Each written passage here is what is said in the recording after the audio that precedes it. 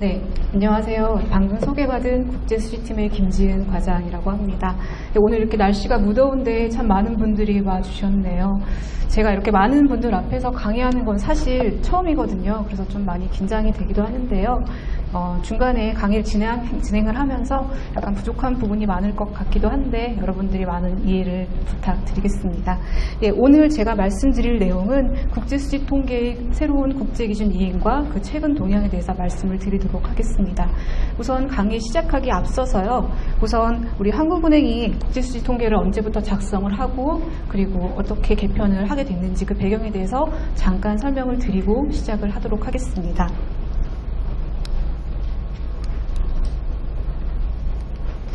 예, 국제수지 통계는 한 나라의 대외 경제 상황, 거래 상황을 종합적으로 나타내는 표로서 굉장히 많이 사용을 하고 있는 표인데요. 대부분의 나라에서 국제수지 통계를 작성하고 있습니다. 우리나라에서는 한국은행이 국제수지 통계의 공식 작성 기관으로 되어 있습니다.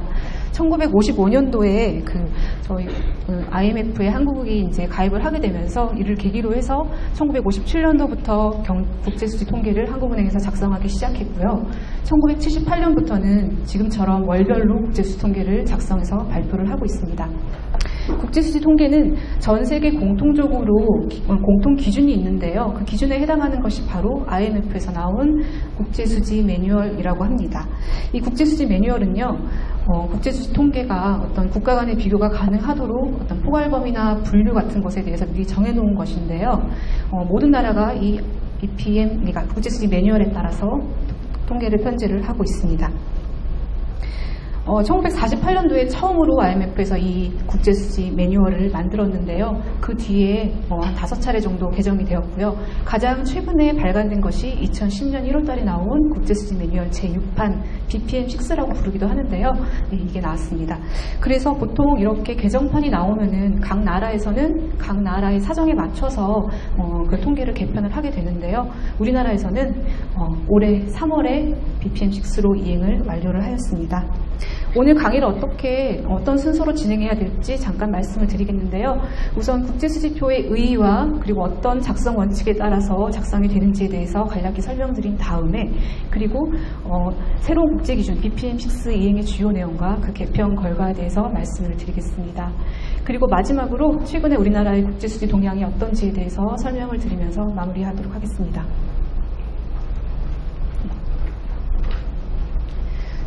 물론 국제수지 통계라고 하는 것은요, 국내의 어떤 경제 상황뿐만 아니고 대외 거래 국제 비교라든지 아니면 국제적인 유동성 파악에 굉장히 중요하게 사용되는 통계인데요. 국제수지 통계의 의의를 보시면 우선 일정 기간 동안 거주자와 비거주자 간에 이루어진 모든 경제적 거래를 세계적으로 분류 정리하여 기록한 표입니다. 이걸 하나씩 좀 자세히 살펴보겠는데요. 우선 첫 번째, 일정 기간 동안이라고 하는 것은요, 어느 한 시점에서의 그런 대차 상황을 보여주는 스탁 통계가 아니고 일정 기간 동안 발생한 거래를 집계한 그런 플로우 통계라고 말할 수 있습니다. 우리나라는 이 일정 기간이라고 하는 것을 월 단위로 해서 발표하고 있는데요. 다른 나라들의 경우를 보면 일본, 독일, 프랑스 같은 나라들은 우리나라와 같이 월 단위로 작성을 해서 발표를 하고 있고요. 영국, 미국, 캐나다, 싱가포르, 중국과 같은 나라들은 분기별로 해서 발표를 하고 있습니다. 두 번째, 국제수지표는 거주자와 비거주자 간의 거래만을 계상을 하는데요. 예를 들면 거주자와 거주자 사이에서 일어나는 거래나 비거주자와 비거주자 사이에서 일어나는 거래는 국제수지 대상이 아닙니다. 그래서 여기서는 거주자와 비거주자에 대한 정의가 굉장히 중요하다고 말할 수가 있겠죠. 그래서 보통 일반적으로 1년을 기준으로 해서 거주성을 판별을 하는데요. 일반적으로, 그러니까 예를 들어서 통상적으로 개인의 경우 1년 이상 해외에서 경제활동을 하거나 할 의도가 있는 경우 비거주자로 분류를 하고 있습니다. 다시 말하면요, 1년 미만 동안 해외에서 경제활동을 하는 경우는 거주자, 그리고 1년 이상 해외에서 경제활동을 하는 경우는 비거주자로 구분을 하고 있습니다. 근데 여기서도 아래 보시면 몇몇 개의 그 예외적인 상황이 있어요. 예를 들면 유학생이라든지 아니면은 치료를 목적으로 해외에 장기적으로 체류하는 그런 의료 환자들 같은 경우는 해외에서 1년 이상 체류한다 하더라도 본국의 거주자로 간주를 하고 있습니다. 그리고 대사관이라든지 아니면 영사관, 군사시설 같은 경우는요, 한국에 있다 하더라도 한국의 거주자가 아니고 본국의 거주자로서 간주를 하게 됩니다. 세 번째는 모든 경제적 거래를 포함을 하는데요. 여기에는 물론 뭐 교환 거래는 물론 뭐 구호 물품이라든지 아니면 뭐 이런 것들 대가 없이 이루어지는 것들이 있거든요. 그런 것까지 모두 포함하는 개념입니다. 그리고 복식부기 원칙으로 국제수지 매뉴얼에 따라서 체계적으로 분류하여 작성하고 있습니다. 국제수지 통계를 작성하는 데는요, 기본 원칙이 있는데요. 가장 큰 기본 원칙이 뭐냐면요, 거래 당사자들 사이에 합의된 실제 시장 가격을 적용한다는 것이거든요. 그런데 수출 상품이나 수입 상품 같은 경우에는 본선 인도 가격 기준이라고 하죠. FOB 가격 기준으로 평가를 하고 있습니다. 무역 거래가 일어날 때는요, 이런 거래 당사자들 사이에서 뭐 운임이나 보험료를 누가 부담하느냐에 따라서 여러 가지 거래 기준이 있게 되는데요. 가장 대표적인 것이 FOB 기준하고 그다음에 CIF 기준, 이렇게 두 가지로 보일 수 있는데요. FOB 기준은 본선 인도 가격이라고 하고요. 주로 수출자가 수출항에 선적할 때까지의 가격을 수출자가 부담을 하는 조건입니다. 이에 반해서 CIF 기준은 운임 보험료 포함 가격이라고 하는데요. 수출 국가의 관세선에서 목적지인 수입 국가의 관세선까지 운임 보험료까지도 수출자가 부담하는 가격을 의미를 하고 있습니다. 우리나라에서 수출입을 나타내는 통계는 대표적으로 두 가지로 볼 수 있는데요. 통관 수출입 통계, 그러니까 관세청에서 나오죠. 관세청의 통관 수출입 통계와 국제수지에서의 수출입 통계, 이렇게 두 가지로 볼 수 있는데요. 이 두 가지는 약간의 차이를 보이고 있습니다. 그림에서 보시는 것과 같이 수출 같은 경우는 통관 수출입 통계나 국제수지에 있는 상품 수지, 그러니까 수출입 통계나 둘 다 FOB 기준, 본선 인도 가격 기준으로 계상을 하고 있는데요. 수입에서는 약간의 차이가 있습니다. 수입에서는 통관 수출입 통계에서는 CIF 기준으로 평가를 하고 있고요. 국제수지에서는 FOB 기준, 본선 인도 가격 기준으로 해서 이렇게 계상을 하고 있습니다. 이 맞게도 뭐 통관 수출입 통계와 국제수지 통계의 그런 수출입 사이에 차이를 일으킨 요인, 이거 말고도 여러 가지가 있는데요. 잠시 뒤에 설명을 다시 드리도록 하겠습니다. 그리고 작성 원칙의 두 번째인데요. 경상수지와 자본수지는 지급과 수입 총액에 대해서 계상을 하는 반면에 금융계정은 자산 항목, 부채 항목 각각에 대해서 순액으로 기록을 하고 있습니다. 예를 들어서요, 금융자산 항목은 금융자산의 증가액에서 감소액을 뺀 순자산 증가액을 계상을 하고 있고요. 부채 항목 같은 경우는 부채 증가액에서 감소액을 뺀 순부채 증가액을 계상을 하고 있습니다. 예를 들면 외국인 증권투자 같은 경우는 증권투자 부채에 들어가는데요. 투자액에서 회수액을 뺀 순투자액을 계상을 하게 됩니다. 이렇게 금융계정에서 순액 기준으로 계상을 하는 이유는 몇 가지가 있는데요. 우선 금융거래에서의 총액 기준의 데이터는 얻기가 좀 어렵습니다. 그리고 거기다가 순액 기준으로 한 통계만으로도 어떤 금융 흐름에 대한 그런 의미 있는 유용한 정보를 얻을 수 있기 때문에 이런 식으로 기록을 하고 있습니다. 세 번째로는 회계 원칙은 대차 양변의 동일한 금액을 계상하는 복식부기 원칙을 따르고 있고요. 네 번째는 거래 계상 시점은 소유권 변동이 일어나는 시점을 기준으로 한 발생주의 원칙을 따르고 있습니다. 그리고 국제거래 특성상 미달러화나 엔화, 유로화 등과 같은 여러 가지 통화로 이루어지는데요. 그렇게 여러 가지 통화로 표시된 국제거래를 하나의 기준 통화로 바꾸어서 환산해서 기록하도록 하고 있습니다. 우리나라 같은 경우는요, 국제수지 통계를 작성할 때 가장 많이 사용하는 기초 자료가 바로 통관 수출 통계라든지 외환 수급 통계라고 할 수 있는데요. 그 통계들이 모두 미달러화 기준으로 작성이 되기 때문에 우리나라의 그 국제수지 통계 역시 미달러화를 기준으로 작성을 하고 있습니다. 반면 일본 같은 경우는요, 자국 통화를 기준으로 국제수지 통계를 작성을 하고 있는 나라입니다. 마지막으로 국제수지표는 거래에 의한 변동분만을 포함을 하는데요. 환율 변동에 의한 이런 비거래 요인은 다 제외를 하고 순수한 의미의 그런 거래적 요인에 의한 변동분만을 포함해서 국제수지표에 계상을 하고 있습니다. 그러면 앞에서 말씀드린 바와 같이 복식부기 원리에 따른 국제수지 거래에 어떻게 기장을 하는지 보여드리겠는데요. 복식부기 원칙을 따른다고 하는 것은 대차 양면의 동일한 금액을 동시에 계상하는 것을 의미하는데요. 여기서 보시는 바와 같이 많이 알고 계실 거예요. 대변 항목에는 산술적으로는 플러스를 보호를 나타내는 거죠. 대변 항목이 있고 그 다른 한쪽은 차변 항목, 산술적으로는 마이너스 보호를 가지고 있는 항목을 이렇게 가지고 있는데요. 차변 항목에는 상품의 수입, 서비스 지급, 배당 이자 지급 또는 금융자산 증가, 금융부채 감소 이런 것들을 기장을 하고요. 대변에는 상품의 수출, 서비스 수입, 배당 이자 수입 또는 뭐 금융자산 감소, 금융부채 증가 이런 항목들을 기록을 하고 있습니다. 여기서 또 하나 말씀을 드리면은요, 여기서 경상수지, 자본수지, 금융계정을 모두 합하면은 0이 나와야 됩니다. 그 이유는 방금 말씀드린 거와 마찬가지인데요. 복식부기 원리에 따라서 대차방면에 같은 금액이 계산이 되기 때문에 전체 금액을 합해서도 0이 나와야 되는 것이 국제수지 통계의 기본 체계라고 말할 수가 있습니다. 예를 들어서 우리나라 기업이 수출을 하고 수출 대금을 현금으로 영수한 경우를 보면은요, 수출을 한 경우는 여기에 해당이 되죠. 상품 수출. 실물자산 감소가 된 부분이기 때문에 경상수지 대변에 그 수출 금액을 쓰고요. 그리고 수출 대금으로 영수한 경우는 금융자산이 증가한 거죠. 금융자산이 증가한 거는 차변에 금융계정에 여기에 기록을 하게 되면서 같은 금액을 계상을 하게 되면서 전체를 합하면 0이 되게 됩니다. 국제수지표는 이렇게 구성이 되는데요. 우선 크게 경상수지, 자본수지, 금융계정, 그리고 오차 및 누락 이렇게 4가지 항목으로 구성이 됩니다. 이 중에서도 경상수지가 이제 여러분들이 많이 알고 계시고 뉴스에서도 많이 접하시는 것일 텐데요. 상품수지, 서비스수지, 본원소득, 이전소득수지 이렇게 4가지로 나누어지고요. 자본수지는 그림에서 나오진 않았는데요. 자본 이전과 비생산, 비금융 자산 이렇게 2가지로 나누어집니다. 금융계정은 직접 투자, 증권 투자, 파생금융상품, 기타 투자, 중자산 이렇게 5개로 나누어져서 구성이 됩니다. 그런데 여기 보면요, 제일 오른쪽에 있는 이 오차 및 누락이라는 항목이 뭔지에 대해서 잠깐 설명을 드릴게요.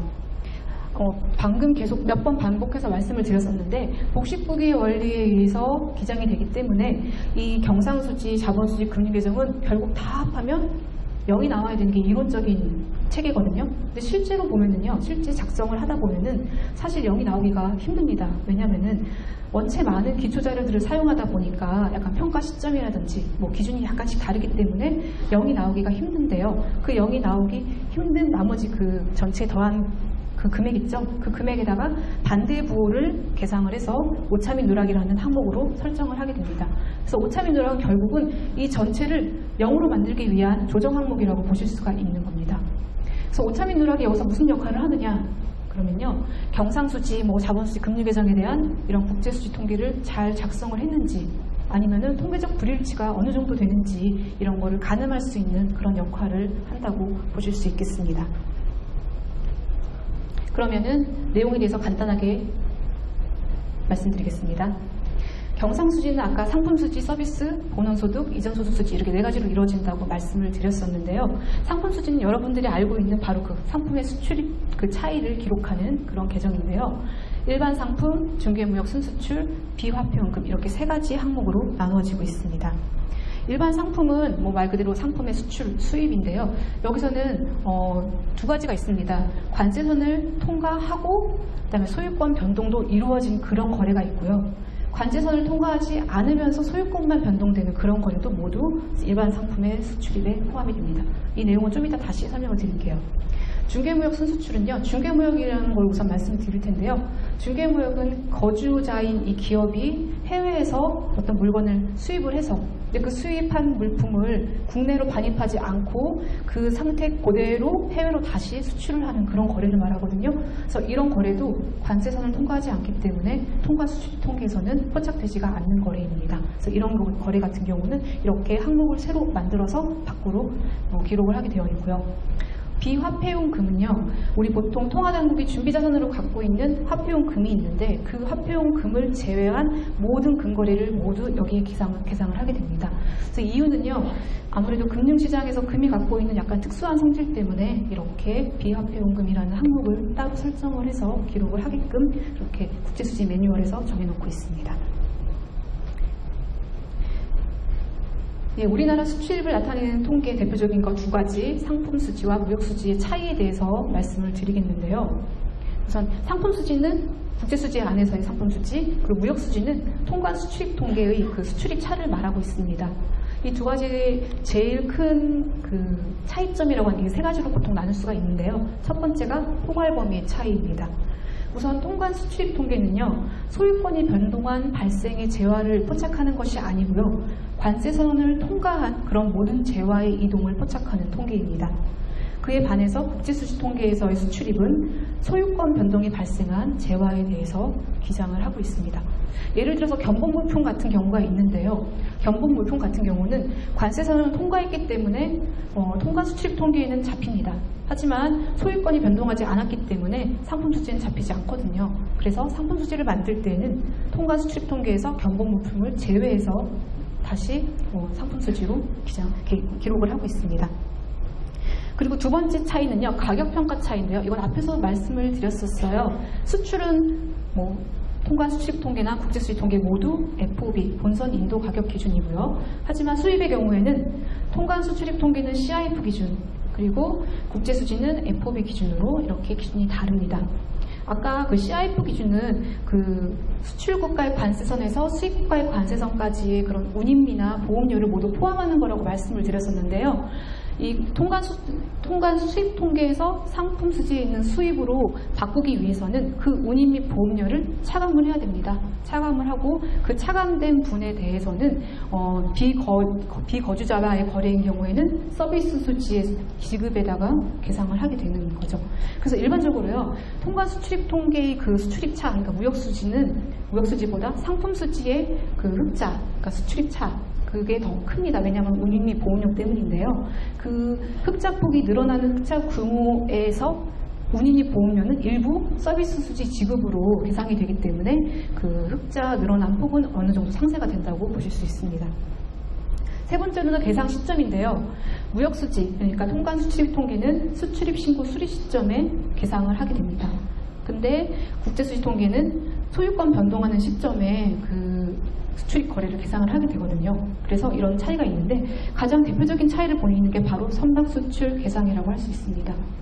선박 같은 수출 같은 경우는요, 이게 계약에서 인도까지 보통 2, 3년의 시간이 걸립니다.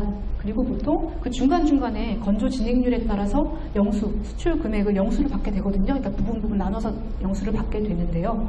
국제수지 통계에서는 그 선박 대금을 영수한 시점, 이때를 수출로 인식을 하고 있습니다. 그런데 이에 반해서 통관 수출입 통계 같은 경우는 실제로 건조가 다 완료가 되고 그 관세선을 통과할 때 그때 수출로 잡고 있기 때문에 두 가지에는 굉장히 큰 차이가 있습니다. 그래서 그림을 보시면은요, 이게 이제 상품 수지와 무역 수지와의 차이분을 그래프로 그린 건데요. 상품 수지가 일반적으로 무역 수지보다 흑자폭이 많습니다.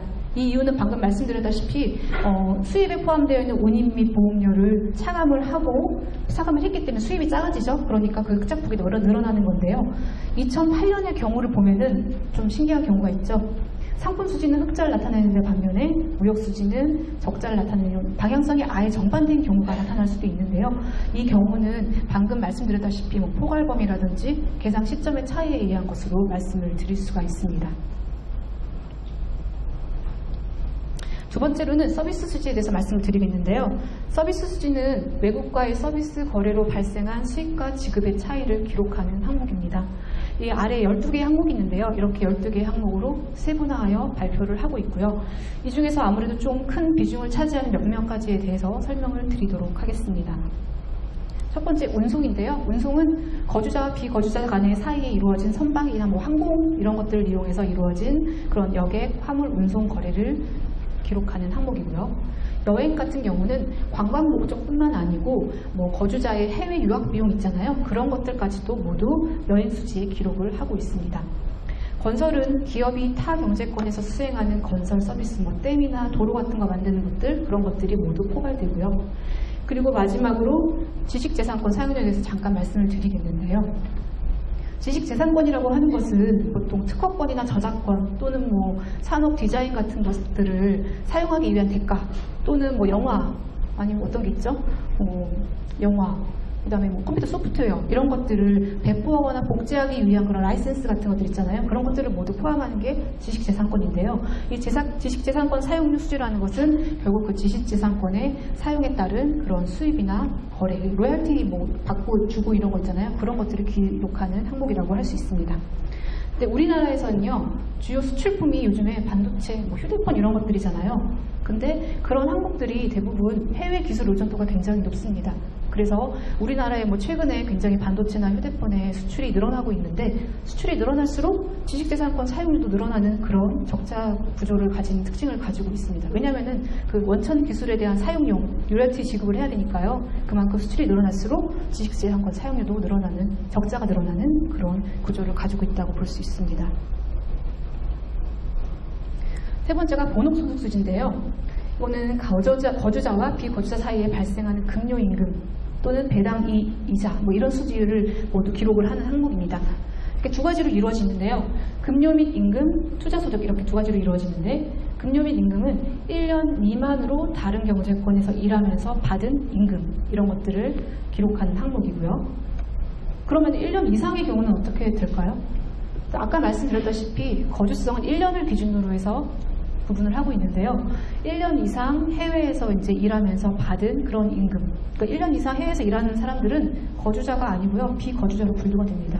그래서 그 사람들이 받는 임금들은 비거주자 간 거래예요. 비거주자로부터 받은 비거주자의 임금이니까요. 그런 것들은 국제수지 계상 거래가 아닙니다. 단 그런 거주자들이 그러니까 1년 이상 일하는 사람들이 그 받은 돈을 우리나라로 송금을 하게 되면은 다음에 설명을 드릴 텐데 이전소득 수지에 잡히게 됩니다. 그리고 대사관이나 영사관, 군사시설 같은 것들은 그 소재하고 있는 경제권이 아니고 본국의 거주자로 본다고 말씀을 드렸잖아요. 그래서 예를 들어 말씀드리면 우리나라에 주둔하고 있는 미군 기지 있잖아요. 그 미군 기지에서 일하고 있는 한국 사람이 그 임금을 받아요. 그럼 그 임금은 어디 들어갈까요? 미군 기지는 결국 비거주자잖아요. 근데 비거주자한테서 받는 임금이기 때문에 여기 투자소득 수지 수입에 들어간다고, 아니 급료 및 임금 수입에 들어간다고 보시면 되겠습니다. 두 번째는 투자소득인데요. 투자소득은 거주자가 갖고 있는 뭐 대외 금융 자산의 자산이나 부채 보유에 의해 발생된 배당, 이자 이런 것들을 말을 하는데요. 투자의 형태에 따라서 직접 투자소득, 증권투자소득, 그리고 기타 투자소득 이렇게 세 가지로 나누어지고 있습니다. 직접 투자소득은요. 다른 경제권에 있는 기업에 대해서 직접 투자 자본을 갖고 있을 때 그때 얻는 소득을 계상하는 그런 항목이고요. 증권투자 소득은 뭐 채권이나 주식을 갖고 있음에 따른 그런 배당금이나 어떤 이자 같은 것들 있잖아요. 그런 것들을 계상하는 항목입니다. 이에 반해서 기타 투자 소득은요. 직접 투자 소득이나 증권 투자 소득에 해당되지 않는 그 외에 다른 대외 채권 채무에 따른 소득을 모두 계상하는 건데요. 예를 들어서 뭐 준비자산의 운용 수익 같은 것들이 기타 투자 소득으로 잡히고 있습니다. 그리고 경상수지의 마지막인데요. 이전소득수지를 말씀드리겠습니다. 이전소득수지는 거주자와 비거주자 사이에 대가 없이 이루어지는 뭐 무상원조 내지는 국제기구에 대한 출연금 이런 것들이 다 들어가는데요. 아까 말씀드렸다시피 1년 이상 고용되어 그 경제권의 거주자로 취급되는 사람들의 송금할 때 이때 이전소득수지로 잡히게 됩니다. 그리고 뉴스에서 가끔 보시면요. 그런 뉴스 보신 적 있으실 거예요. 뭐 어느 기업이 뭐 가격 담합을 해서 그에 대한 과징금을 낸다. 근데 그 과징금을 우리나라가 아닌 뭐 다른 뭐 EU라든지 이런 데에다 이제 과징금을 내게 되면 그 항목도 모두 이전 소득 수지에 잡히게 됩니다. 지금까지 경상수지에 대해서 간략하게 말씀을 드렸는데요. 다음으로는 자본수지에서 말씀을 드리겠습니다. 자본수지는요, 사실 작년 2013년 기준으로 3천만 달러 적자를 보여서 굉장히 그 국제수지에서는 그 비중이 미미합니다. 미미하지만 그래도 이렇게 나눠져 있는데요. 자본 이전과 비생산, 비금융 자산 이렇게 두 가지로 나누어지고 있습니다. 좀 어려운 말로 써있긴 한데요. 자본 이전은 자산 소유권의 무상 이전, 채권자의 채무 변제. 예를 들면 상속, 유증 그런 것들이에요. 상속되는 것들, 그런 것들이 기록이 되고 있고요. 두 번째, 비생산, 비금융 자산의 같은 경우는 상표권, 영업권, 판매권의 같은 그런 것들이나 아니면 기타 양도 가능한 그런 무형 자산에 대해서 그런 매매 거래를 모두 기록하는 겁니다. 아까 특허권 관련해서 지식재산권 수지 말씀을 드렸잖아요. 특허권에 대한 특허권이나 판매권에 대해서 사용료를 내는 거는 지식재산권 수지에 들어가는 거고요. 이거는 매매입니다. 매매. 사고 파는 거. 그래서 특허권 말고 특허권은 사실 사업 서비스 수지에 들어가고요. 이거 말고 상표권이라든지 영업권에 대한 그런 매매 거래는 여기에 계상을 하고 있습니다. 아까 말씀드린 경상수지가 어떻게 보면 손익계산서의 의미를 갖고 있습니다. 근데 그에 비해서 금융계정은 대차제조표의 그런 의미를 갖고 있는 계정인데요. 크게 직접투자, 증권투자, 파생금융상품, 기타투자, 준비자산 이렇게 나누어져 있고요. 자산과 부채로 나누어서 기록을 하고 있습니다. 첫 번째 직접투자에 대해서 말씀드리겠는데요. 직접투자 같은 경우도 좀 신문이나 이런 데서 많이 나오는 그런 단어라서 아마 많이 익숙하실 것 같은데요. 기업에 대한 경영 참여를 목적으로 하는 직접투자를 말하는데요. 직접투자 기업과 직접투자 대상 기업 사이에 어떤 그런 직접적 투자 관계가 있을 때 그때 대외 거래를 계상하는 항목입니다. 그리고 여기는 보면은 보통 10% 룰이라고 하죠. 투자 기업에 대해서 10% 이상의 의결권이 있는 주식을 가지고 있을 때는 1차적 직접투자 관계라고 하고요. 그 외에 1차적 직접투자 관계는 없지만 연쇄출자 등을 통해서 간접적으로 영향력을 미칠 수 있는 간접적 직접투자 관계 또는 어떤 모기업은 공유하고 있지만 서로 간에 그런 지분 관계는 없는 그런 동료 기업 간 직접투자 관계를 모두 포괄적 직접투자 관계라고 하는데요. 직접투자 관계에는 이런 1차적뿐만 아니고 포괄적 직접투자 관계까지 모두 포함을 하고 있습니다. 이 직접투자도 결국은 어떤 단순히 그냥 의결권이 있는 주식의 10% 이상을 취득하는 경우만 기상을 하는 게 아니고요. 한 번 직접투자 관계가 이루어지면 그 이후에 이루어지는 대출이라든지 차익값 같은 그런 후속 거래들도 다 같이 기록을 하고 있습니다. 투자 형태를 기준으로 보면요. 이렇게 세 가지로 나누어지는데요. 주식, 수익 재투자, 채무상품 이렇게 세 가지로 나누어집니다. 주식은 아까 말씀드렸다시피 직접 투자 기업에 대한 어떤 대상 기업에 대한 지분 투자 이 부분을 말하는 거고요. 수익 재투자는 조금 생소하실 텐데요. 이 수익 재투자는 사실 BPM6를 이행하면서 새롭게 들어간 부분이거든요. 이거는 기업이 배당되지 않은 순영업 이익 중에서 직접 투자자의 몫을 의미하는 것으로 좀 이따 다시 설명을 드리도록 하겠습니다. 세 번째는 채무상품인데요. 채무상품은 이런 주식 거래를 제외한 나머지 대출, 차익, 직접 투자 기업 간의 무슨 채권 거래, 무역신용 이런 것들을 모두 포괄하고 있는 그런 항목입니다. 직접 투자 같은 경우도 거주자를 기준으로 해서 자산과 부채로 나뉘어져 있는데요. 자산은 결국 국내 기업이 해외 기업에 대해서 직접적인 영향력을 미칠 수 있을 때 직접 투자 자산에다 계상을 하고요. 거꾸로 외국 기업이 국내 기업에 대해서 어떤 직접적인 영향력을 미칠 때에는 반대로 직접 투자 부채에 계상을 하고 있습니다. 증권 투자는 주식과 채권 거래를 모두 포괄하는데요. 여기서 약간 주의해야 될 거는 증권 투자라고 하더라도 직접 투자 관계에서 일어나는 거래는 직접 투자로 계상이 됩니다. 그래서 그걸 빼고 나머지를 여기서 기록을 하게 되고요. 이런 증권 투자도 마찬가지로 자산과 부채로 나눠지는데요. 자산은 모든 게 거주자 기준입니다. 거주자가 갖고 있는 건데 비거주자가 발행한 증권에 대해서 거주자가 매입한 경우 자산에 넣고 있고요. 부채는 거주자가 발행한 거에 대해서 비거주자가 갖고 있는 경우에 전부 부채에 계상을 하고 있습니다. 그리고 파생금융 상품에 대해서 말씀을 드리겠는데요. 파생금융 상품은 파생금융 상품 거래로 실현된 손익 또는 옵션 프리미엄의 수입 및 지급을 기록하는 항목입니다. 근데 파생금융 상품은 다른 금융계정에 비해서 약간 차이를 보이고 있습니다. 그 이유가 뭐냐면요. 다른 것들은 거주자 입장에서 자산과 부채를 구분해서 기록을 하고 있는데요.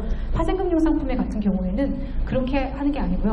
파생금융 상품 자산에는 거주자의 파생금융 상품 거래로 실현된 이익 그리고 옵션 프리미엄의 지급 부분을 자산에 넣고 있고요.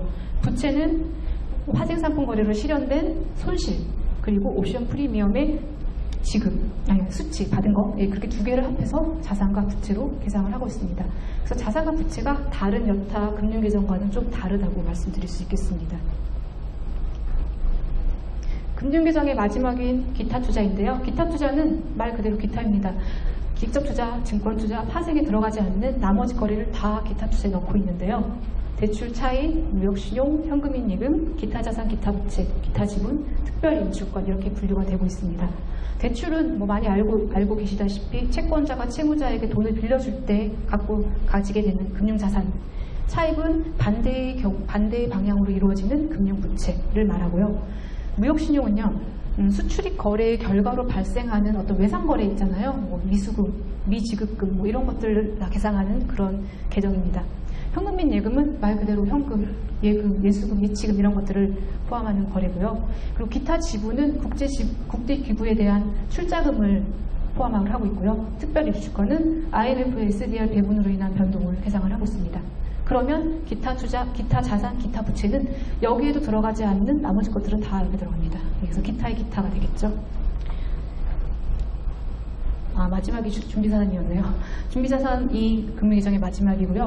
준비자산은 외환보유액의 포괄 범위하고 정확하게 일치합니다. 준비자산이라는 것은 통화당국이 어떤 대외 신인도 유지 내지는 외환시장 안정 등을 위해서 언제든지 사용할 수 있고 통제가 가능한 그런 외화표시 대외 자산을 말하는데요. 국제수지 통계에서도 외환보유액의 그런 정의하고 거의 일치하는데 차이가 뭐냐면요. 외환보유액은 잔액 통계잖아요. 어떤 특정 월말 잔액 통계를 나타내고 있는데 국제수지 통계에서는 외환보유액의 어떤 증감분, 거래에 의한 그런 증감분 중에서 비거래적 요인을 뺀 거래적 요인만을 계상을 하고 있습니다. 예를 들면 이제 비거래적 요인에 뭐가 들어가느냐 하면요. 미달러를 제외한 다른 통화들의 미달러화에 대한 그런 환율 변동분 있잖아요. 그런 것들은 다 비거래적 변동에 들어가는데 이런 것들은 국제투자대조표의 기타 변동에 계상을 하고 있습니다. 여기서 보시면요. 오차민 누락에 대해서 한번 말씀드릴게요. 앞에서도 잠깐 말씀을 드렸었는데요. 아까 복식부기 원리 막 설명을 하면서 국제수지에서의 그런 경상수지, 자본수지, 금융계정은 모두 합하면 0이 나와야 된다고 말씀을 드렸었어요. 그런데 실제로 이제 국제수지 통계를 작성을 할 때는 정말 많은 기초자료들을 사용을 합니다. 통관 수출입 통계, 그리고 외환 수급 통계 뿐만 아니고 기업의 서베이도 하고요. 그 다음에 외국화은행의 외화 비스 이런 것들을 사용을 하고 있거든요. 그래서 그런 것들이 기준이 좀 다 다르다 보니까 사실 0이 안 나옵니다. 0이 안 나와서 그 0으로 맞춰주기 위해서 사후적으로 반대 부호를 설정을 해서 0으로 맞춰주는 그런 항목인데요. 이 항목을 오차민 누락이라고 하고 있습니다. 아마 이 그림은 저번 주에 아마 국제투자대조표 들으신 분은 이 표를 보셨을 거예요. 그래서 같은 건데요. 사실 국제투자대조표하고 국제수지의 금융계정이 굉장히 밀접한 관계를 가지고 있습니다. 국제투자대조표라고 하는 것은요. 어떤 특정 시점에 어떤 한 나라가 갖고 있는 대외 투자 잔액 내지는 외국이 갖고 있는 국내 투자 잔액을 의미하고 그에 대한 거래 변동분을 포괄적으로 보여주는 그런 표라고 할 수 있는데요. 이 IIP라고 하죠. 국제투자대조표에는 기초잔액, 그러니까 전기 잔액, 그리고 기말 잔액, 그러니까 현기말 잔액 이 두 개를 쓰고요.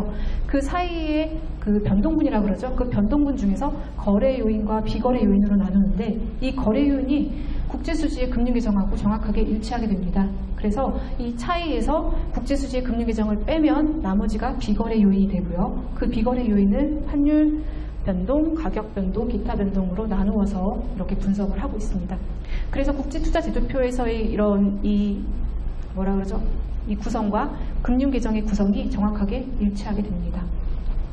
그래서 보면은요, 국제투자대조표하고 국제수지 통계 같은 경우는 사실 좀 서로 완전히 다른 통계라고 하기는 어렵고요. 실제로 국제수지 통계는 어떤 기간 중의 거래를 집계한 플로우 통계, 그리고 국제투자대조표는 어떤 특정 시점에서의 그런 잔액 통계를 나타내는 스탁 통계라고 할 수 있고, 그리고 크게 보면은 광의의 그런 국제수지표를 구성하는 어떤 그런 요소로서 둘 다 작용을 한다고 보실 수 있겠습니다. 그러면요, 시간이 조금 있는데 실제 거래가 일어날 때 어떻게 국제수지 통계에 계상이 되는지 그거에 대해서 잠깐 예를 들어서 설명을 드리도록 하겠습니다. 여기 좀 1부터 8까지 거래가 있는데요. 사실 굉장히 간단한 경우를 가정을 한 경우예요. 그래서 1부터 8까지의 거래만이 우리나라에 있다라고 가정을 하고 지금 이렇게 했는데요. 다는 안 하고 몇 개만 골라서 하도록 하겠습니다. 우선 거래 1, 수출에 대해서 하겠는데요. 거주자의 기업이 자동차를 9억 달러에 수출을 하고 대금을 현금으로 받는 경우를 보겠습니다. 아까 그 상품 수출 같은 경우는 대변에 작성이 된다고 말씀을 드렸잖아요. 그래서 보면은 대변의 상품 수출 9억 달러가 이렇게 기록이 됩니다. 그리고 수출의 대가로서 받는 대금, 이거는 결국은 우리나라가 가지고 있는 대외자산이 늘어나는 건데요. 대외자산이 늘어나는 거는 금융자산이 증가. 아까 금융자산의 증가는 차변에 기록을 한다고 말씀을 드렸었어요. 앞에 보면 그 복식부기 원칙에 따른 기장해서 표가 나와 있는데요. 그래서 금융자산이 증가하게 되므로 차변에다가 이렇게 똑같은 금액을 기록을 합니다. 이것을 이제 국제수지표에 옮겨서 기록을 하게 되면 이렇게 되는데요. 경상수지 수출의 9억 달러, 그리고 금융계정의 기타 투자, 현금 및 예금의 차변이니까 마이너스 9억 달러. 그래서 이 두 개를 합하면 0이 나오도록 하게 되어 있습니다. 그리고 수입의 경우에 대해서 말씀을 드리겠는데요. 수입 같은 경우도 이제 수출하고 반대라고 생각하시면 돼요. 상품의 수입 같은 경우는 아까 말씀드렸다시피 차변에 기록을 하게 되죠. 왜냐하면 실물 자산이 증가한 거기 때문에. 그래서 차변에 상품 수입 8억 달러. 그리고 상품을 수입을 하게 되면은 반대로 그 수입 대금은 그 지급을 하잖아요. 밖으로 나가잖아요. 그 나가는 그 현금은 금융 자산이 줄어든 거죠. 금융 자산이 줄어든 거는 여기 대변에 기장을 하게 되고요. 그래서 8억 달러, 현금이 8억 달러 똑같은 금액을 하고요. 이거를 국제수지표로 옮겨서 작성을 하게 되다 보면은 경상수지 안에 상품수지 수입 부분에 마이너스 8억 달러. 사실 수입은 마이너스 8억이라고 안 하고요. 그냥 8억 달러라고 기장을 하고 있거든요. 근데 실제로는 수입은 마이너스 두 개를 빼서 이렇게 하고 있습니다. 그래서 수입 8억 달러, 그리고 금융계정에서는 수입을 현금으로 그 대금을 현금으로 지급했기 때문에 대외자산이 줄어든 거죠. 대외자산이 줄어든 거는 이제 여기 차변에 들어가기 때문에 대변에 들어가기 때문에 8억 달러 두 개 합하면 0이 나오도록 이렇게 기장을 하고 있습니다.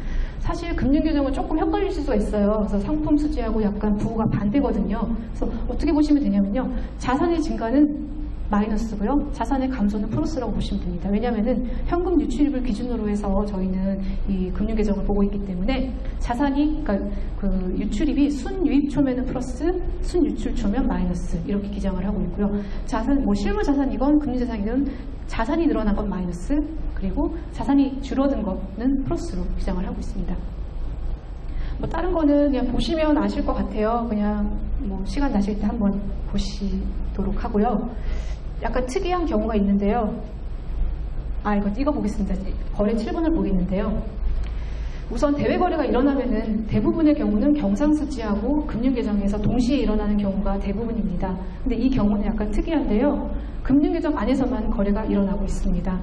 비거주자가 국내 A기업의 주식 10%를 7억 달러에 취득한 경우인데요. 아까 앞에서 말씀을 드렸는데 이런 경우는 외국인 직접 투자에 해당이 되면서 직접 투자 부채에 계상이 됩니다. 예를 들면은 여기 직접 투자 부채가 늘어난 거죠. 부채가 늘어난 건 대변에 기장을 하고요. 7억 달러. 그다음에 그로 인해서 유입된 외자가 있잖아요. 그 7억 달러의 돈, 그 현금은 금융자산이 늘어난 거기 때문에 금융자산의 증가는 차변에 기록을 한다고 말씀을 드렸어요. 그래서 차변에 7억 달러 이렇게 기장을 하고요. 이거를 국제수지표로 옮겨보면은 마찬가지인데요. 그 국제 직접 투자 부채 부분에서 여기 주식을 샀으니까 주식 부분에 7억 달러. 그리고 차변이니까 기타 투자 현금 및 예금에 마이너스 7억 달러. 이 두 개를 합하게 되면 금융계정에서 0이 되게 됩니다. 이 거래 같은 경우는 경상수지는 일어나지 않는 거래죠.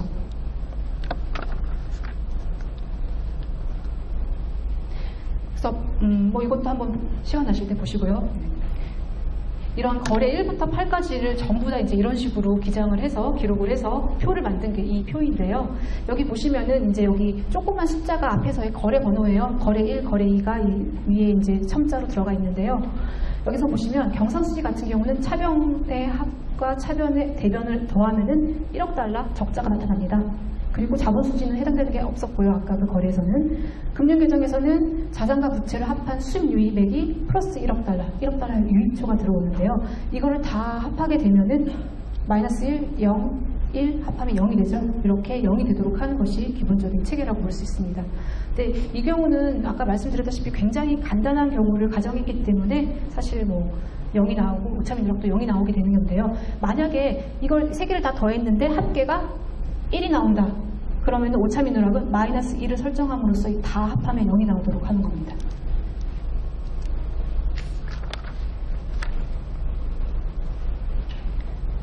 자, 여기까지 국제수지표의 기본적인 의의와 어떤 작성 원칙에 대해서 말씀을 드렸었고요. 지금부터는 새로운 국제기준 BPM6로의 이행에 대해서 말씀을 드리도록 하겠습니다. 우선 IMF는 아까도 처음에 조금 말씀을 드렸었는데요. 1948년도에 국제수지 매뉴얼을 처음으로 발간을 했고요. 그 국제수지 매뉴얼에 따라서 각 국가들이 그걸 따라서 국제수지 통계를 작성하도록 그렇게 권고를 하고 있습니다. 이 매뉴얼은 사실 대외경제 상황 변화에 따라서 여러 번 개정이 됐어요. 5번 개정이 됐는데요.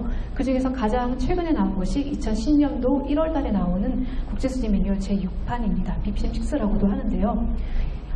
이렇게 새로운 게 나오면은 사실 뭐 딱 언제까지 해라 이렇게 정해진 건 아니고요. 각 나라의 상황에 맞춰서 이행을 하게 됩니다.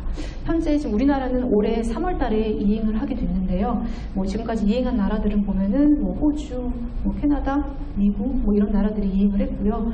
아마 EU도 올해 안으로 이행을 마칠 것 같습니다. BPM6는 가장 큰 목적이 두 가지로 나눠질 수 있는데요. 우선 해외 생산이 확대되고 금융 상품이 뭐 이렇게 좀 혁신되는 그런 환경 변화를 반영하고요. 그리고 국민계정 통계라든지 통화금융 통계 같은 거시경제 통계와의 정합성을 제고하는 데 그 목적이 있다고 할 수 있습니다. BPM6의 가장 큰 특징은 뭐라고 말씀을 드리냐면요. 요즘에 복수 경제권의 기업이 많이 증가를 했죠. 그리고 뭐 글로벌 판매, 글로벌 생산이 굉장히 보편화가 되면서 사실 예전보다 수출입 거래가 굉장히 복잡하고 다양화됐습니다. 이렇게 복잡하고 다양화된 그런 수출입 거래를 좀 더 소유권 변동 기준에 더 명확하게 그 기준을 적용한다는 데 볼 수 있거든요. 그래서 예전에는 소유권 변동 기준을 약간 예외 조항을 두기도 하고 그랬었는데 이번 BPM6에서는 그 소유권 변동에 의한 시점, 그거를 굉장히 명확하게 적용하고 있다고 볼 수 있습니다.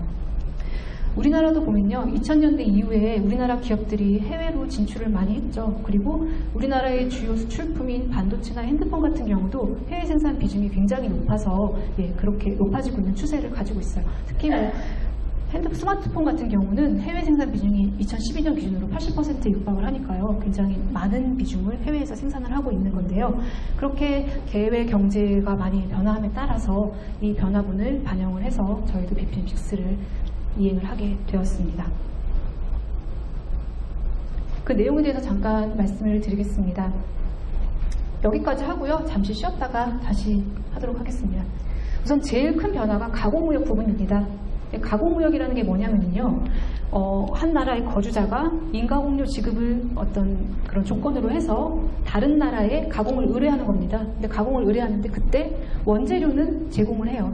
원재료를 제공을 해서 가공무역을 의뢰를 하고 가공이 다 끝나면 그 완제품을 국내로 다시 들여오기도 하지만 그 생산했던 그 가공국 있잖아요. 그곳에서 해외 판매를 이루기도 하는 겁니다. 그래서 보면은요, 아까도 말씀드렸다시피 관세선 통과를 하지 않고서도 수출이 일어나는 거래가 있을 수 있거든요. 그래서 그런 것들을 많이 지금 반영을 한다고 볼 수 있는데요. 그 내용을 보시면은 위탁 가공의 해외 조달 원재료와 가공 후 해외 판매분을 각각 수입과 수출로 계상을 하고요. 소유권 변동이 없는 가공용 원재료의 그런 국내 반출분이나 가공 후 가공품의 국내 반입분은 수출입에서 제외합니다. 이렇게 얘기하면 되게 복잡하죠. 그래서 그림을 준비했는데요. 이 그림을 보시면 좀 간략하게 그림을 그려놨습니다. 한국에서요, 한국 기업이 중국한테 가공을 의뢰를 한 거예요. 가공을 의뢰를 하면서 원재료를 제공을 하고요. 그리고 중국에서는 이제 가공을 하고 가공을 다 끝낸 다음에는 가공품을 딴 나라로 수출하기도 하고 중국에서 현지 판매하기도 하는 겁니다. 근데 이 가공을 할 때는 우리나라에서 나간 원재료뿐만 아니고 다른 나라에서 원재료를 수입하기도 하고요. 그래서 이렇게 나온 가공품을 다시 우리나라로 반입하기도 하는 이런 좀 약간 복잡화된 그런 수출입 거래인데요. 이 경우에 있어서는 A와 B 거래는 사실 소유권이 변동이 없습니다. 왜냐하면 가공을 의뢰를 했기 때문에 둘 다 A, B 거래는 둘 다 소유권이 한국에 있다고 볼 수 있고요. C와 D 거래는 소유권이 이제 다른 나라로 넘어가고 이것도 다른 나라에서 한국으로 넘어오는 소유권 변동이 일어나는 거죠. 그래서 기존의 BPM5에서는 A와 B를 그냥 수출 수입으로 인식을 했어요. 왜냐하면 그 매뉴얼에서 이런 예외 조항을 인정을 했기 때문에 이렇게 하기도 했었는데요. BPM6에서는 이 A와 B, 그러니까 소유권 변동이 일어나지 않은 부분은 제외를 하고요. 실제로 소유권 변동이 일어난 C와 D, 그리고 E, 인가공료 지급분, 이 세 개의 거래에 대해서만 국제수지 거래에 기록을 하게끔 되어 있습니다. 이게 그리고 이 인과공유 지급분 같은 경우에는요, 서비스 수지에 그 가공 서비스라고 해서 새로 신설이 되었는데요. 그 부분에 놓도록 되어 있습니다. 예전 과거에는요, 사실 가공이 끝나면 대부분 붕대로 반입이 됐어요. 그래서 이렇게 그냥 A와 B를 수출입으로 계상을 하더라도 큰 문제가 없었다고 볼 수 있거든요. 큰 영향을 미치지 않았었는데 요즘에 워낙 이런 수출입 거래가 다양화되고 그리고 좀 많은 변화가 있다 보니까 이런 부분들로 인해서 약간 국가 간의 무역 수지가 왜곡이 생기고 그리고 실제 금융 거래하고 실무 거래하고 맞지가 않는 거예요. 그런 불일치 부분이 일어나기 때문에 이런 것들을 시정하기 위해서 IMF에서 이런 식으로 계상 방법을 변경했다고 볼 수 있겠습니다. 네, 여기까지 하시고요. 10분 쉬었다가 3시부터 시작하도록 하겠습니다. 네, 시작하겠습니다. 좀 전에 가공무역까지 설명을 드렸었는데요. 이 가공무역이 바뀌면서 그러면 실제로 경상수지에는 어떤 영향을 미치는지 잠깐 보겠는데요. 가공무역 수지를 바뀌면서 이제 개편전과 개편을 비교해 보면은 2013년 잔정인데요. 2013년을 기준으로 해서 337.5억 달러가 나오고요. 개편전에 비교해서 약 73.4억 달러가 늘어나는 그런 모습을 보이고 있습니다. 이게 아까도 말씀드렸지만 계상 시점이 통관 시점에서 소유가 변동 시점으로 바뀌고 그리고 가격도 통관에서 신고되는 가격에서 실제 거래 가격으로 바뀌면서 이렇게 변화가 일어나고 있습니다. 두 번째로 중개무역에 대해서 말씀을 드리겠는데요. 중개무역은 거주자가 해외에서 재화를 구입을 하고 그걸 국내에 반입하지 않고 그 상태 그대로 다른 나라로 수출을 하고 있는 그런 거래입니다. 그래서 예전에 BPM5에서는요, 이 중개무역 마진, 그러니까 취득가와 그 판매가 의 차이분을 서비스 수지에서 계산을 했는데요. 이거를 BPM6에서는 상품 수지에 중개무역 순수출이라는 항목으로 따로 떼서 재분류하도록 하고 있습니다.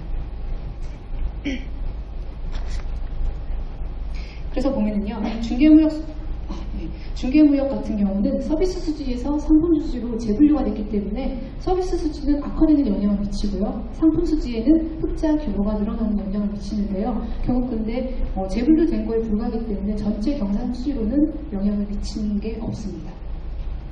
세 번째로 이제 제일 큰 특징이 뭐냐면요. 재투자 수익이라고 해서 이게 처음으로 이제 BPM6부터 반영이 되기 시작했는데요. 이 내용은 사실 조금 생소하실 수도 있을 것 같아요. 직접 투자 기업의 어떤 그런 배당하지 않은 그런 순 영업잉여 중에서 직접 투자가의 몫을 의미하는데요. 제가 예를 들어서 말씀을 드리겠습니다. 만약에 직접 투자 기업이 영업을 굉장히 잘해서 수익을 많이 냈어요. 근데 그런 수익을 보통 직접 투자가에게 배당을 지급함으로써 일부를 보내죠.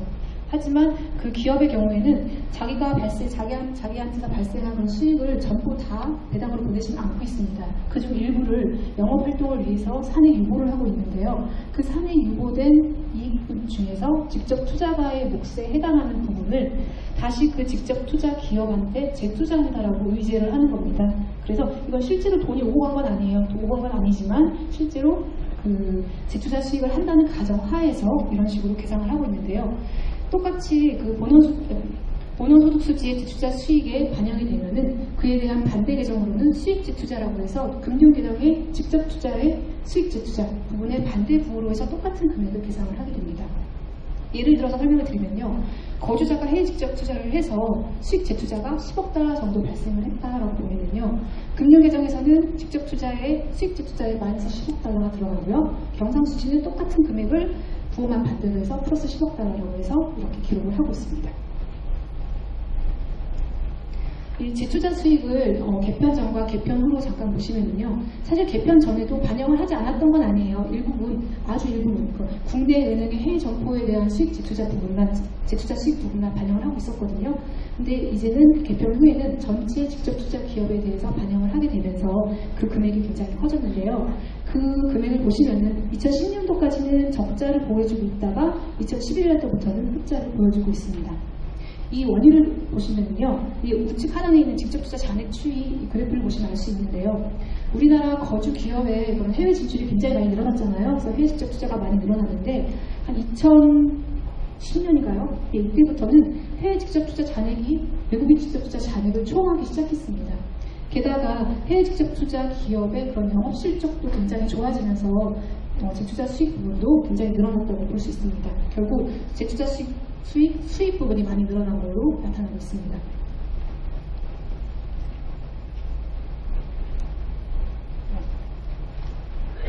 네 번째로는요, 주요 내용 중에 네 번째로 포괄범위 변경을 줄 수 있는데요. 우선 이거는 주로 재분류에 대한 것들이 대부분입니다. 본원소득 수지에 있었던 금융중개 서비스를 서비스 수지 안에 금융서비스로 옮겼고요. 위탁 가공 수수료를 사업 서비스에 있었는데 가공 서비스 항목을 새로 신설하면서 이쪽으로 새로 재분류하였습니다. 그리고 특허권, 저작권, 매매 거래는 원래는 자본 수지에 비생산, 비금융 자산이 있었거든요. 그거를 서비스 수지 내 기타 사업 서비스에서도 연구개발 서비스라는 항목으로 이전을 하게 됐습니다. 그리고 이민자들의 재산 반출입이 있는데요. 이 재산 반출입은 사실 거주성이 변경된 거지 소유권은 그대로잖아요. 소유권은 그대로이고 거주성만 변경됐기 때문에 국제수지 대상 거래가 아닙니다. 그래서 여기서 제외를 하게 되었습니다. 그리고 또 하나 특징은요. 금융개정에서의 가장 큰 특징인데요. 직접 투자의 포괄 범위를 포괄적 직접 투자 관계 기업까지 확대를 하였습니다. 앞에서 잠깐 말씀을 드렸었는데요. 10% 룰이라고도 하죠. 보통 직접 투자 기업의 의결권 있는 주식의 10% 이상을 취득하는 경우를 1차적 직접 투자 관계라고 하고요. 거기에 해당하지 않더라도 연쇄 출자 등을 통해서 간접적으로 영향력을 미치는 것을 간접적 투자 관계라고 하고 또는 동일한 기업 집단에 있는 경우, 동료 기업이라고 하는데요. 이런 경우를 모두 포괄적 직접 투자라고 해서 이렇게 다 직접 투자 안에 기록을 하게 되었습니다. 그래서 그 이전에는 사실 포괄적 직접 투자 관계 사이 간의 거래는 증권 투자나 기타 투자의 거래가 기재가 됐었는데요. 그거를 직접 투자로 다시 재분류하는 그런 작업을 했습니다. 그림을 보시면 좀 더 명확하게 알 수 있는데요. 왼쪽 그림에서 보면은 A하고 C는 사실 지분 관계가 없어요. 하지만 B를 통해서 간접적으로 영향력을 미칠 수 있기 때문에 간접적 투자 관계가 있다라고 보는 것이고요. 오른쪽의 그림에서 보시면 A와 B는 1차적 직접 투자 관계가 있고요. A하고 C도 직접적 투자 관계가 있습니다. 하지만 B하고 C는 사실 지분 관계가 없는 그런 기업들 간의 사이인데요. A라는 모기업을 공동으로 같이 이제 갖고 있는 그런 기업이기 때문에 이런 경우를 동료 기업 간 거래라고 해서 포괄적 직접 투자 관계에 포함을 시키고 있습니다. 그리고 예전에는요, 금융개정 안에서도 직접 투자, 증권 투자, 파생금융상품, 기타 투자, 준비자산 5개가 있잖아요. 그 중에서 준비자산하고 직접 투자를 제외한 나머지 부분들은 부문분류라고 해서 투자 주체별로 이런 식으로 부문분류를 했었거든요. 근데 그 중에서 기타 부분을 이렇게 기타 금융기관과 비금융기업 등으로 세분화해서 좀 더 많은 자료를 제공할 수 있도록 하였습니다. 그래서 개편 결과를 간단하게 보시면요. 경상수지의 이제 변동분인데요. 경상수지는 개편 전과 개편 후가 비교해서 좀 약간씩 연도별로 약간 상이한 영향이 있는데 2011년도를 제외하고 2010년, 11년 제외하고는 모두 흑자폭을 확대시키는 요인으로 작용을 하고 있습니다. 그 요인을 보시면은 가공무역 수지를 새롭게 반영을 하면서 73.4억 달러가 늘어났고요. 그리고 재투자 수익을 새로 반영을 하면서 35억 달러. 그래서 전체적으로는 91.8억 달러가 개편 전에 비해서 더 많이 늘어난 모습을 보이고 있습니다. 이거는 어떻게 보면은 그동안 포착하지 못했던 그런 해외 생산에 대한 통계를 다시 다 포착하게 됨으로써 이렇게 늘어난 것이라고 볼 수가 있습니다. 다음 그림 보시면 상품 수지인데요. 상품 수지에서 이렇게 늘어난 가장 큰 요인은 아까도 말씀드렸다시피 가공무역 수지, 그러니까 해외 생산분을 반영을 한 거고요. 그리고 이 중개무역 순수출분이 원래는 서비스 수지에 있다가 상품 수지로 올라가게 됩니다. 그 부분에 대해서 좀 많이 늘어나게 됐고요. 그와 반대로 서비스 수지 같은 경우는 이제 중개무역 순수출이 빠지면서 그 적자가 좀 더 악화되는 모습을 보이게 됩니다. 하지만 이거는 어떻게 보면은 어떤 그 재분류에 따른 것이기 때문에 실제적으로 서비스 수치가 악화됐다라고 그렇게 판단하는 건 어렵고요. 그렇게 보는 것은 아니라고 생각이 됩니다.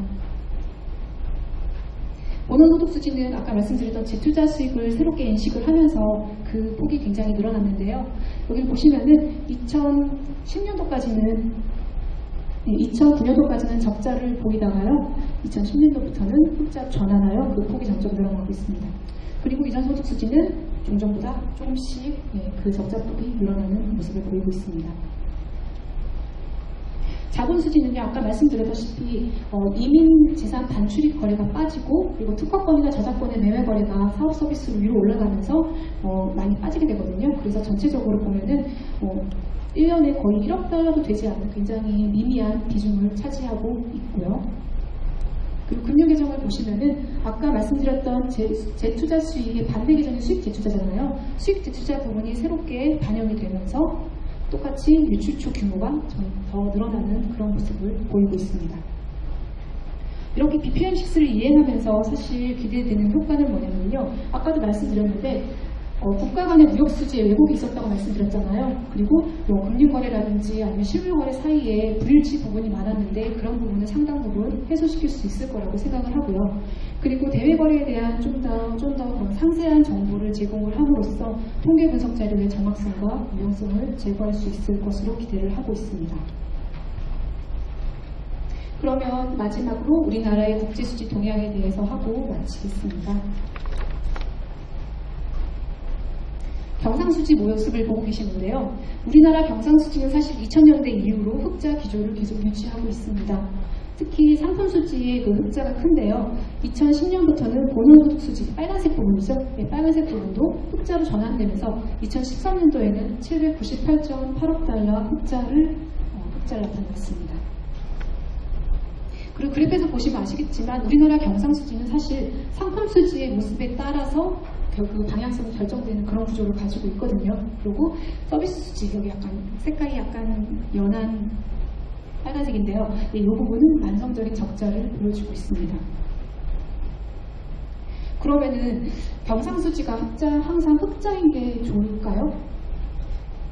예, 보통 흑자가 되면은 아무래도 국민 소득이 증대가 되고 고용도 좀 많아지고 그리고 들어오는 외자가 유입이 많아지니까 매체를 갚을 수도 있고 외국에 투자를 할 수도 있고 그런 점들이 좋죠. 그리고 반대로 흑자가 줄어들면 상대적으로 국민 소득이 축소가 되고 그리고 외국에서 빌려야 될 돈이 늘어나기 때문에 매체가 늘어나고 이런 단점들이 있는데요. 사실 경상수지 흑자가 되면 또 문제점도 있습니다. 무역 상대국가의 그런 통상 마찰 이런 것도 있을 수 있고요. 그리고 국내 통화량이 증대되기 때문에 통화 관리가 굉장히 어렵게 되는 그런 단점도 있는데요. 그래서 우리나라 같이 이렇게 수출입에 굉장히 많은 비중을 두고 있는 나라 같은 경우는 사실 어느 정도 적정 수준의 경상수지 흑자가 필요하다고 보는 것이 바람직하다고 하겠습니다. 서비스 수지인데요. 서비스 수지는 보시다시피 만성 적자입니다. 근데 이 중에서도요, 사실 운송, 건설은 흑자 항목이고요. 그 다음에 가공 서비스, 여행, 지식재산권, 기타 사업 서비스 이런 것들은 적자 항목입니다. 여기 보시면은 2012년도에 계속 적자가 조금 줄어들었어요. 그 이유를 보시면은 대표적인 흑자 항목인 운송이나 건설이 굉장히 많이 늘어났기 때문에 이쪽 부분이 줄어들었고요. 그 이유는 다시 이제 좀 늘어나는 추세로 가고 있습니다. 여기서 좀 말씀드릴 거는요. 아까 지식재산권에 대해서 잠깐 말씀을 드렸었는데요. 이 지식재산권 수지를 보시면은 만성 적자입니다. 한 번도 흑자로 된 적이 없었는데요. 아까도 잠깐 말씀드렸었는데 우리나라 수출품이 휴대폰, 반도체 이런 것들은 사실 해외 기술 의존도가 너무 높아요. 그래서 이걸 만들 때는 원천 기술을 사용하기 위해서는 로열티를 지급을 해야 되는데 퀄컴이라든지 신디스크 이런 회사들한테 그런 로열티를 지급을 해야 되는데 그 부분이 많아지면서 사실 만성적인 적자를 최근에 보이고 있고요. 2010년도에는 마이너스 59.9억 달러 적자였다가 그 폭이 약간 축소되었다가 다시 늘어나는 현상을 보이고 있습니다. 이때는요, 사실 해외 현지 법인이라고 그러죠. 해외 현지 법인으로부터 받는 그런 지식재산권 수입이 약간 늘었었는데 2012년부터는 아까 말씀드렸다시피 스마트폰 같은 것들의 수출이 늘어나면서 다시 지식재산권 사용 수지가 적자 폭을 늘리는 그런 영향을 줬다고 말씀드릴 수 있습니다.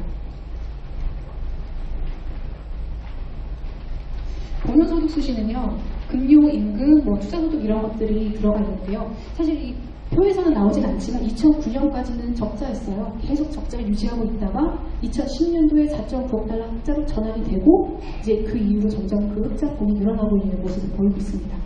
근데 이 요인은 크게 두 가지로 볼 수가 있는데요. 첫 번째가 뭐냐면은 아까 우리나라 기업이 해외 진출이 굉장히 많아졌다고 말씀을 드렸잖아요. 그래서 해외 직접 투자 기업이 많아짐에 따라서 거기서 이제 영업 활동도 굉장히 호조를 보이고 이러면서 배당 수익과 재투자 수익이 많이 늘어났습니다. 그래서 이렇게 빨간색으로 표시를 해놨는데요. 2010년도 좀 이후부터 이제 해외 직접 투자가 잔액이 외국인 직접 투자 잔액을 초과하기로 하고 그랬잖아요. 그래서 2011년, 12년부터는 배당 수지도 수입으로 흑자로 전환이 되고 재투자 수익도 흑자로 전환이 되면서 전반적으로 직접 투자 배당 수지가 흑자로 전환되는 모습을 보이고 있습니다. 그리고 본원 소득 수지가 흑자로 전환된 두 번째 요인이 뭐냐면요. 외환 보유액을 줄 수 있는데요. 우리나라 외환 보유액이 6월 말 기준으로 3,666달러 정도예요. 그 정도 되는데 그 대부분의 외환 보유액을 대부분 해외 채권에 투자를 하고 있습니다. 해외 채권에 투자를 하면 거기서 받을 수 있는 그런 이자 수익이 굉장히 많은데요. 그 수익이 바로 여기 기타 투자 소득 수지에 들어갑니다. 그래서 이 부분이 굉장히 많은 흑자를 보이고 있는 게 대부분 그 주식재산 운용 수익이라고 보실 수 있습니다.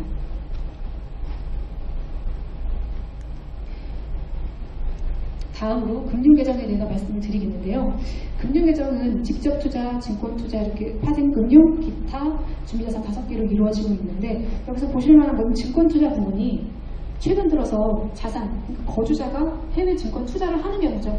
그 하는 경우가 굉장히 많이 늘어나고 있습니다. 특히 2012년 이후로는 거의 41억 달러가 유출초가 되었는데 260억 달러로 굉장히 많은 부분이 해외 증권 투자로 투자가 되고 있고요. 그리고 파생금융 상품은 우리나라 2012년을 제외하고는 대부분 수익을 갖고 있는 그런 구조를 갖고 있습니다. 그리고 직접 투자를 보셔도요. 직접 투자 자산이 결국 우리 거주자가 해외로 직접 투자를 하는 경우고요. 직접 투자 부채는 외국인이 우리나라에 직접 투자를 하는 경우거든요. 근데 두 개 보시면은 외국인이 우리나라에 들어오는 것보다 우리가 나가는 게 훨씬 많죠. 그래서 계속 적자는 않죠. 유출초를 보여주고 있습니다. 금융계정은 적자 흑자 이렇게 얘기하는 게 아니고요. 유출초, 유입초 이렇게 얘기를 하거든요. 직접 투자를 보시면요. 위에 있는 부분이 외국인이 우리나라에 들어온 거예요. 우리나라에 직접 투자를 한 거고요. 아랫부분이 우리나라 거주자들이 해외에 직접 투자를 한 부분입니다. 금융계정은 좀 전에도 말씀을 드렸는데요. 순유출입의 기준이에요. 그래서 돈이 나갔으면 마이너스, 돈이 들어왔으면 플러스로 기장을 하고 있어요. 그래서 보면은 우리가 투자한 거기 때문에 이건 마이너스가 기록이 되고요. 그 다음에 외국인이 우리나라에 돈이 들어온 거기 때문에 이거는 플러스로 기록을 하고 있습니다. 이 그림을 보시면요. 한 2006년도부터 해외 직접 투자가 외국인 직접 투자가 더 많아졌죠. 그래서 직접 투자 전체 항목이 다 유출초로 전환이 돼서 그 폭이 점점 늘어나고 있습니다. 우리나라가 해외 직접 투자를 많이 하게 됐는데요. 초기에는 사실 중국 등지의 그런 저임 활용을 위한 그런 직접 투자가 많았었거든요. 그런데 최근에 들어서는 그것보다는 현지 시장 진출 이런 목적으로 한 직접 투자가 더 많이 늘어나고 있는 추세입니다. 다음 증권 투자 보시겠는데요. 그 중에서 해외 증권 투자, 즉 증권 투자 자산 부분을 보시면요. 이거는 거주자가 해외 증권 투자를 하는 부분을 나타내는 건데요. 쭉 하다가 투자를 많이 하다가 이게 플러스가 되는 경우는 뭐냐면요. 투자를 하다가 회수한 게 더 많은 거예요. 투자하다가 회수한 걸 더 많이 하다가 다시 최근에 들어서 점점 해외 증권 투자를 늘려가고 있고요. 2013년도 기준으로는 268억 달러 유출초를 보이고 있습니다. 이와 반대로 외국인 증권 투자는 이런 모양을 보이고 있는데요. 플러스가 됐다는 거는 외국인이 우리나라에 증권 투자를 많이 한 거고요. 마이너스가 됐다는 거는 그 투자한 걸 회수해 갔다는 걸 의미합니다. 그래서 보시면은 여기 2007년, 8년 이때 보면 이때가 글로벌 금융위기가 본격화된 시기인데요. 이때는 우리나라 주식을 많이 팔고 나간 거죠. 그거를 이런 그림을 통해서 볼 수 있고요. 최근에 봤을 때는 계속 유입초를 계속 지속하고 있는데요. 2013년 기준으로는 185.6억 달러를 투자를 한 것으로 보이고 있습니다. 그래서 보면은 지금은 주식이 좀 진한 색깔이고 이게 부채성 증권이라고 해서 채권이거든요. 채권 투자에 좀 더 많이 투자를 했다는 것을 알 수가 있습니다. 마지막으로 대출 및 차입에 대해서 말씀을 드리고 이제 마무리를 하겠는데요. 기타 투자에는 사실 위에 직접 투자, 증권 투자, 파생이 들어가지 않는 모든 것들을 다 기타 투자에 넣고 있거든요. 근데 그 중에서도 가장 변동성이 심한 것이 바로 대출하고 차입입니다. 대출은 아까도 말씀을 드렸는데요. 채권자가 채무자에게 돈을 빌려줄 때 발생하는 금융 자산이고요. 차입은 반대로 돈을 빌려옴으로써 생기는 금융 부채를 말하는데요. 여기 보시면은 장기, 단기라고 되어 있는데 이거는 만기를 기준으로 장단위로 구분을 하고 있어요. 만기 1년을 넘으면 장기, 만기 1년이 안 되면 단기인데요. 특히 단기 대출의 경우는 굉장히 이 변동성이 심합니다. 특히 차입 같은 경우는요, 뭐 300억 달러를 상회했다가 마이너스 150달러 됐다가 왔다 갔다 하는 거거든요. 이런 것들은 주로 이제 우리나라 같은 경우는 외연 지점의 차입 거래에 대한 차입 거래에 의해서 이런 많은 차입 부분에 그런 변동성이 심화되고 있다고 보실 수 있겠습니다. 여기까지 해서 저희 그 국제주식 통계에 대해서 간단하게 말씀을 드렸고요. 네, 이렇게 마무리하도록 하겠습니다. 네, 다시 한번 감사의 인사를 부탁드리겠습니다.